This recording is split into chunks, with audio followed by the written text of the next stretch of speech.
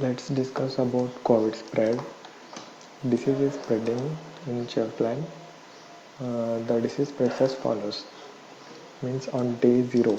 It starts from day 0, and on day 0, at the end of day 0, there will be one infected person, and during the next 10 days, means from day 1 to day 10, the number of infected people doubles each day. Means from day 1 to day 10, the people will be doubles on each day, and from day 11 onwards the people infected will be triples until the disease has spread to all people. They have given n the population and d, means on that at the end of the day d we have to find out how many number of people in that Chavland are infected with this disease. If you take the input format, they have given t as t, and they have given two integers n and d. N means the total number of population, and d means at the end of day t we should return the number of persons. Suppose if you take here 10 and 3 and 2 1. If you take here 103, at day 1, at day 0 there will be one person, and at the end of the day 1 that one person will get doubled. That's why 1% is multiplied by 2 and we will get 2 persons are infected. And at day 2 these 2 persons again doubled and it will become 4, and at day 3 this 4 again doubled and it will become 8.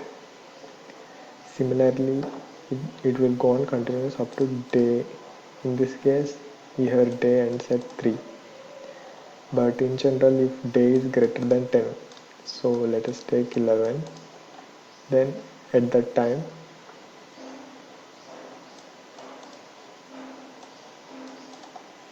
the number of infected people will become triples. Means from day 11 we should multiply by 3 instead of 2. So this method is for every test case. First take as input to the given two integers. N will be infected people, total population, and D is on which day. Suppose our answer will be stored in answer, and at day 0 we will have answer as 1. Means only one person is affected with this disease at day 0. After that we will write a for loop. Means from day 0 already we have answer 1. From day 1 to less than or equal to d we have to write a for loop. And about this condition, and there are two boolean expressions. Means day should be less than or equal to d and our answer should be less than n. Means if it is greater than or equal to n, means total population is infected and we should break the loop. We are breaking this loop since they are given n of d up to 10 power 8. Means if we do not write this answer is less than n, then you will get TLD. Then otherwise you will get TLD. That's why we are writing answer is less than n. Suppose if this I is less than 11, means from 1 to 10, answer will be doubled. Otherwise answer will be tripled. Once our I is less than d, or answer is greater than or equal to 10, it will break the loop.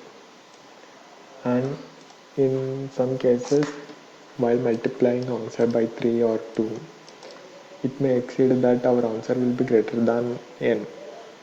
Means suppose we have population of 7. In some cases, after affecting 4 people, after doubling it will become 8.